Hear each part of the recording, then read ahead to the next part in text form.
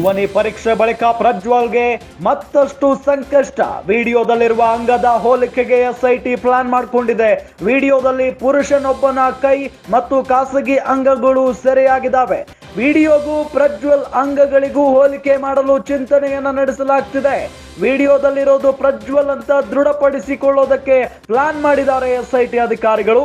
ಗುಜರಾತ್ ವಿಧಿವಿಜ್ಞಾನ ಪ್ರಯೋಗಾಲಯದ ನೆರವಿಗೆ ಮನವಿಯನ್ನ ಮಾಡಿಕೊಂಡಿದೆ.